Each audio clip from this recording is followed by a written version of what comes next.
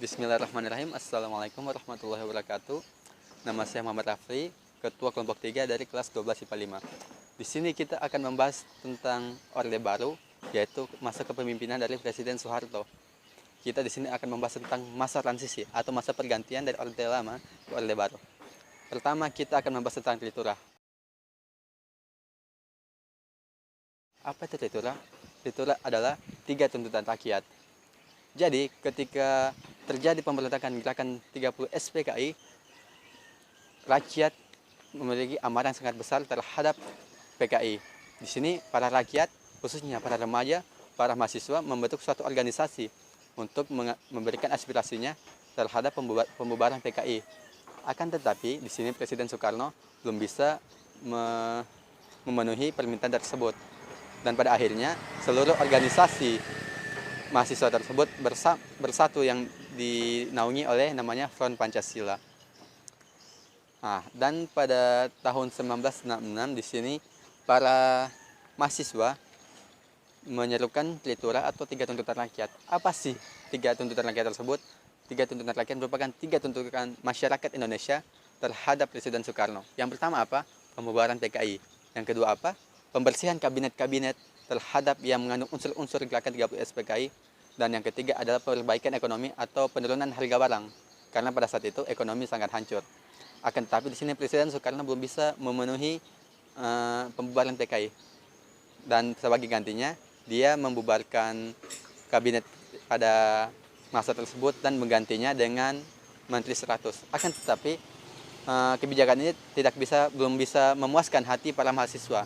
Dan akhirnya pada ketika 25 Februari, tepatnya pengangkatan atau pelantikan Menteri 100 ini, para mahasiswa menerobos ke gedung DPR RG. Di sini terjadi bentrokan antar pihak keamanan dan pihak mahasiswa. Dan akhirnya menelan korban pada pihak mahasiswa 1 orang. Bismillahirrahmanirrahim. Assalamualaikum warahmatullahi wabarakatuh.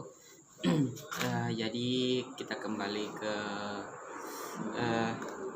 lanjut ke materi berikutnya, yakni materi surat perintah 11 Maret atau yang biasa populer dengan sebutan Super Semar ya.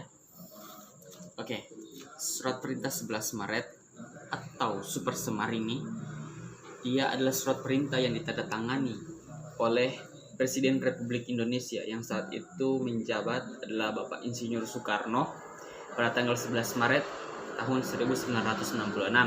Surat ini berisi perintah yang menginstruksikan kepada Soeharto selaku Panglima Komando Operasi Keamanan dan Ketertiban atau Komkamtib untuk mengambil segala tindakan yang dianggap perlu untuk mengatasi situasi keamanan yang buruk pada saat itu. Surat perintah 11 Maret ini adalah versi yang dikeluarkan dari markas besar Angkatan Darat yang juga tercatat dalam buku-buku sejarah. Oke, nah sekarang bagaimana keluarnya Super Semar ini atau surat perintah 11 Maret ini? Menurut versi resmi, awalnya keluar Super Semar terjadi ketika pada tanggal 11 Maret 1966 Presiden Soekarno mengadakan sidang pelantikan kabinet Dwi Kora yang disempurnakan yang dikenal dengan nama Kabinet 100 Menteri. Pada saat sidang dimulai, Brigadir Jenderal Sabur sebagai Panglima Pasukan Pengawal Presiden Cakrabirawa melaporkan bahwa banyak pasukan liar atau pasukan yang tak dikenal yang belakangan ini diketahui adalah pasukan Kostrad di bawah pimpinan Mayor Jenderal Kemal Idris yang bertugas menahan orang-orang yang berada di kabinet yang diduga terlibat dalam gerakan 30 September atau G30 SPKI. Di antaranya adalah Wakil Perdana Menteri Subandrio.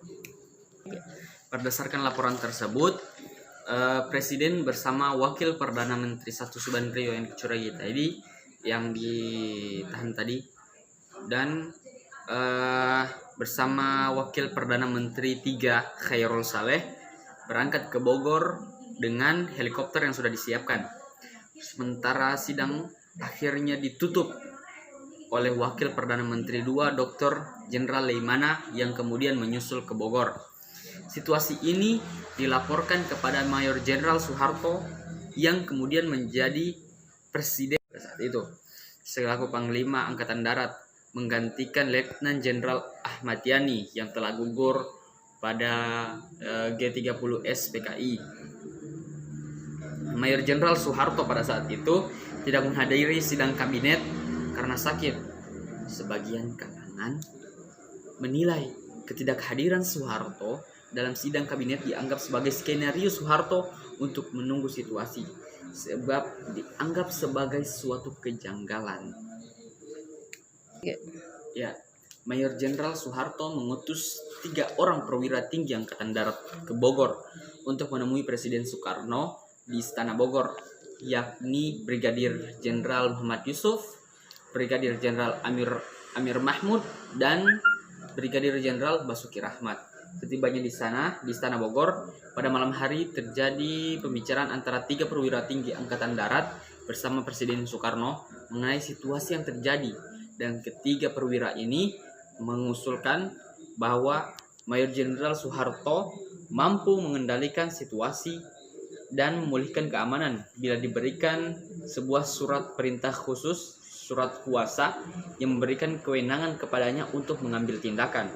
Menurut Jenderal Purnawirawan Muhammad Yusuf, pembicaraan dengan Presiden Soekarno hingga pukul 20.30 malam. Ya, Presiden Soekarno setuju untuk itu, dan dibuatlah surat perintah yang dikenal sebagai Surat Perintah 11 Maret atau Super Semar yang ditujukan kepada Mayor Jenderal Soeharto selaku Panglima Angkatan Darat untuk mengambil tindakan yang perlu untuk memulihkan keamanan dan ketertiban. Assalamualaikum warahmatullahi wabarakatuh. Nama saya Siti Rindayani. Di sini saya akan menjelaskan materi tentang dualisme kepemimpinan nasional. Baik, memasuki tahun 1966 terjadi gejala krisis kepemimpinan nasional yang mengarah pada dualisme kepemimpinan, di mana pada saat itu Soekarno sebagai Presiden Republik Indonesia, namun pamornya semakin merusut yang diakibatkan oleh terjadinya peristiwa G30S PKI. Pada saat itu Soekarno dianggap tidak aspiratif terhadap tuntutan rakyat yang mendesak agar beliau segera membubarkan PKI. Hal itu ditambah lagi dengan ditolaknya surat pertanggungjawabannya hingga 2 kali oleh MPRS. Sementara itu, Soeharto menerima surat perintah 11 Maret dari Presiden Soekarno, dan sehari setelahnya dibubarkan PKI, namanya semakin populer. Dalam pemerintahan yang masih dipimpin oleh Soekarno, Soeharto sebagai pengemban Super Semar diberi mandat oleh MPRS untuk membentuk sebuah kabinet, di mana kabinet tersebut dikenal dengan Kabinet Ampera. Meskipun Soekarno masih memimpin pemerintahan, namun yang menjalankan tugas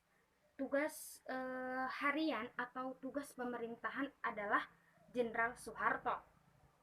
Kondisi seperti ini berakibat pada munculnya dualisme kepemimpinan nasional, yaitu Soekarno sebagai pemimpin pemerintahan dan yang menjalankan pemerintahan tersebut adalah Soeharto. Presiden Soekarno sudah tidak banyak lagi melakukan tindakan-tindakan pemerintahan, sedangkan sebaliknya justru yang menjalankan tindakan-tindakan harian dalam pemerintahan adalah Presiden Soeharto. Justru yang menjalankan tindakan-tindakan tersebut adalah Soeharto. Ini pada akhirnya dualisme kepemimpinan nasional ini mengakibatkan mengarah pada munculnya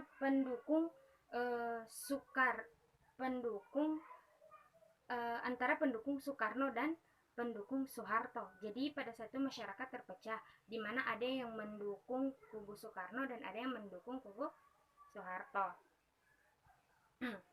Selanjutnya, sehingga melihat keadaan pada saat itu, maka salah seorang sahabat dari Presiden Soekarno itu mendatangi beliau, di mana Nama dari sahabat Insinyur Soekarno ini adalah Mr. Hardy. Dia menemui Presiden Soekarno dan memohon agar Presiden Soekarno membuka prakarsa untuk mengakhiri dualisme kepemimpinan negara ini, karena dualisme kepemimpinan inilah yang menjadi konflik dalam negara yang tidak ada ujungnya, yang tidak ada akhirnya. Kemudian Presiden Soekarno menyetujui permintaan dari Mr. Hardy tersebut, sehingga disusunlah surat penugasan mengenai pimpinan pemerintahan sehari-hari kepada pemegang surat perintah 11 Maret 1966, di mana dalam hal ini adalah pemegang suratnya yaitu Jenderal Soeharto.